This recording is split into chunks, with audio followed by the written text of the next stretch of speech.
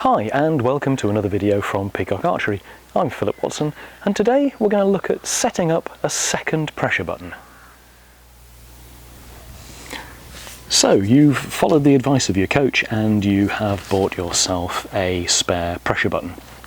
But now you've got the job of setting it up so it's the exact copy of the one that's on your bow. Well, thankfully there is a process. It's pretty straightforward and I'm going to show you how to do it now. So first things first, we'll take the bow out of its sleeve.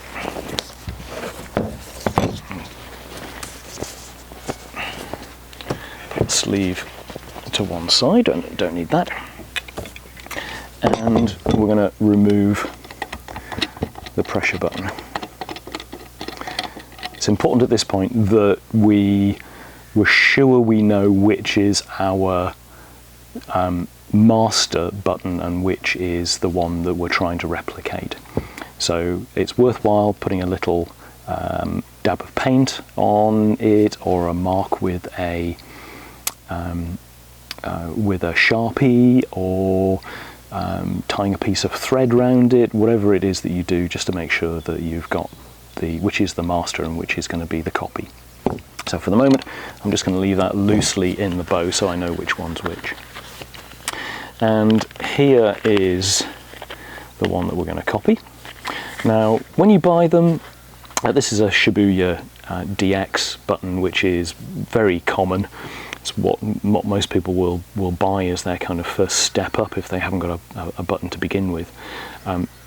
Surprisingly cheap, of the order of £25 or thereabouts in the UK, and widely used, very robust button. Kind of next step up from this is probably going to be a biter button, which is significantly, kind of 4 times the cost. So a good place to start, and probably for most people the only button that they'll ever buy. Comes with a spare tip and a couple of Allen wrenches and 2 springs, a stiffer one and a softer one. By default it's fitted with the medium spring, and by and large that's the one that most people are going to use. They're not going to use anything else. So I'm going to put that to one side.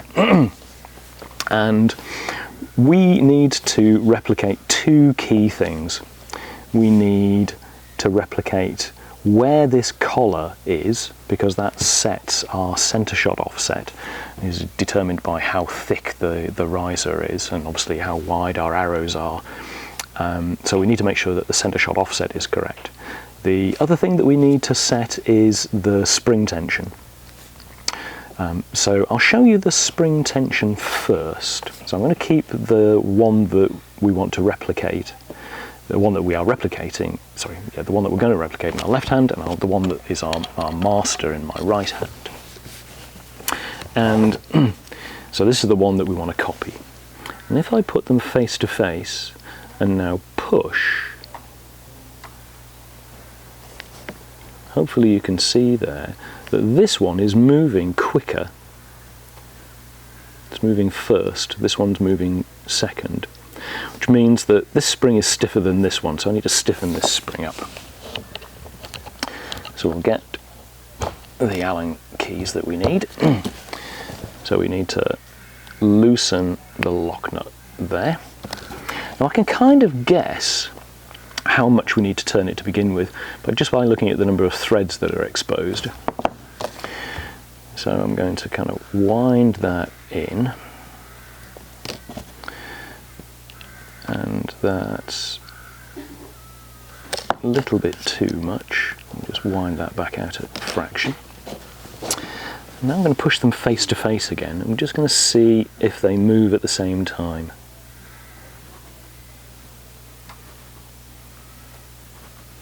And they do. So as a first approximation, these 2 buttons, the spring tension is the same, which is great. And what I'm going to do is lock that off. And then the next thing we need to look at is the collar. Now again, this is the one that we're trying to copy. If I put the pressure button tip against the collar, you can see that this one doesn't quite reach the other collar, which means I need to move that collar back that way a little bit. So we loosen the lock nut there, and then simply wind that collar in a little bit,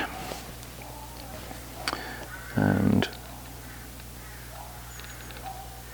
now this one's too far away, so I just need to wind that back out a fraction.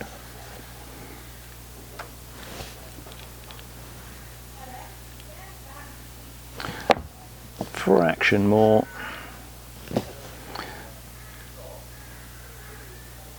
A bit too far. Perfect. So collars touch at the same time, so I've set this face the same distance from the tip as that one is.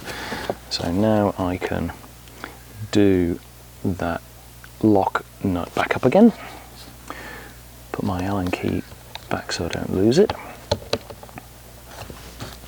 and here's the one that we started with. Here's the one that we've copied, put that back in my bow.